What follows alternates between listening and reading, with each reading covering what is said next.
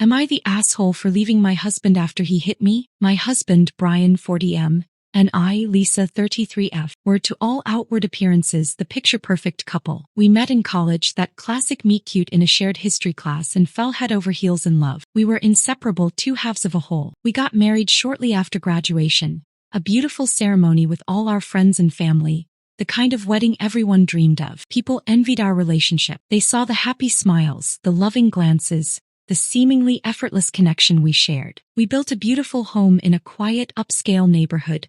Both landed great jobs, Brian in finance and me in marketing. Then we started our family. We had a wonderful son, Alex, 3M, the light of our lives. We went on family vacations, hosted barbecues in our backyard, and celebrated every milestone with joy and gratitude. From the outside, our life looked idyllic, a fairy tale come true, or so I thought. I truly believed in the love we shared, the life we had built together. I believed Brian when he told me he loved me, when he held me close, when he promised me forever. I believed in the future we were creating, a future filled with love, laughter, and happiness. One evening, I came home from work, tired but looking forward to seeing my family. I walked in the front door, calling out Brian's name, expecting to be greeted by the usual chaos of dinner time. Instead, an eerie silence hung in the air. I went into the living room and what I saw shattered my world. There on our couch, in the soft glow of the evening light, were Brian and my best friend, Jenny, 27F. Let's just say they weren't playing cards. They were entangled in a way that made my blood run cold. The air thickened with a mixture of shock, disbelief, and a searing pain I'd never experienced before. My carefully constructed world crumbled around me in that single moment. I was devastated. I screamed, I cried,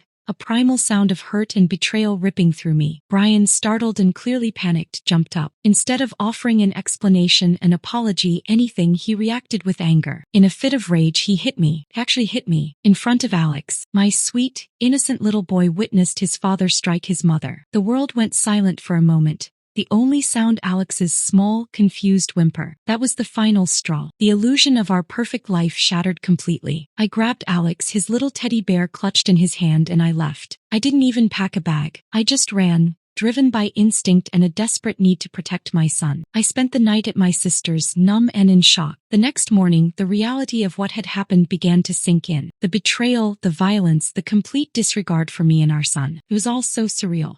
So, after everything, after the years of what I thought was a loving marriage and betrayal, am I the asshole for refusing to stay with a man who hit me in front of my child? Update 1. The divorce proceedings were a nightmare, a drawn-out battle that chipped away at my sanity. Brian, the man I'd shared my life with, transformed into a vindictive stranger. He and his lawyer painted a grotesque caricature of me in court. They claimed I was emotionally unstable, prone to outbursts, and even suggested I was mentally ill, citing isolated incidents of understandable distress as evidence. He alleged I was an unfit mother, fabricating stories of neglect and even implying I was a danger to Alex. He twisted my words, misconstrued my actions, and presented them as proof of my supposed instability. He even brought up a time I'd been overwhelmed and sought therapy after my mother's sudden death years ago, framing it as a long-standing mental health issue. It was a calculated smear campaign, designed to discredit me and win full custody of Alex. Jenny, predictably, was right there beside him,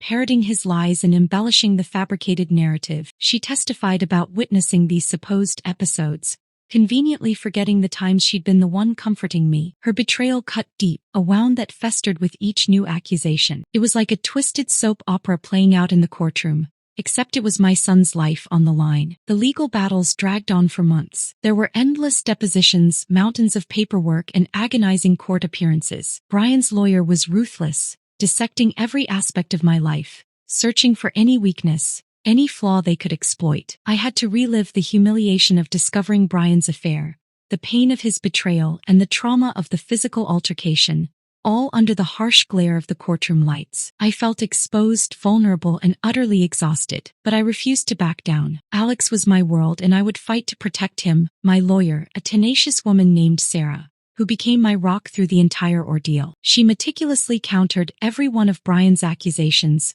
presenting evidence of his infidelity, his abusive behavior, and his attempts to manipulate the narrative. It was a long and grueling process, but I fought tooth and nail, fueled by a mother's love and a burning desire to protect my son from the man who had shattered our lives. Day 2. I won. After what felt like an eternity, I was granted full custody of Alex. Brian got supervised visitation. I also found out some truly heartbreaking information during the divorce proceedings. Apparently, our perfect marriage was a sham. Brian admitted he'd never really loved me. He'd married me for the stability and the image. He'd been seeing Jenny for years. My world crumbled. The man I thought I knew, the man I built my life with, was a complete stranger. Update 3. I moved to the next town for a fresh start. It was difficult at first, but I focused on Alex and rebuilding my life. I met Raymond, 45M, at a local charity event. He's kind and genuine, plus he adores Alex. He's also incredibly wealthy, but that's just a bonus. What matters is how he treats me and my son. Update 4.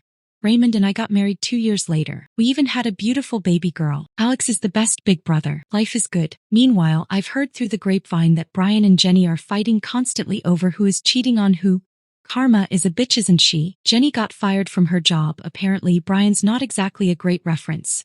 They are barely making ends meet, and I heard his parents treat Jenny badly. They're miserable. Jenny even tried to reach out to me begging for forgiveness. I deleted the messages and blocked her. I unfortunately can't block Brian because of our son, but I ignore him when it's nothing about Alex. Update 5. Brian and his family have started sending messages through mutual friends and even social media, publicly begging for my forgiveness and for a chance to be in Alex's life. They claim they've changed and that they miss Alex terribly. They paint me as the villain who's keeping Alex from his loving father. I'm not sure what to do. Part of me feels a tiny sliver of guilt, but the other part of me remembers the hit, the affair, the lies, and the pain.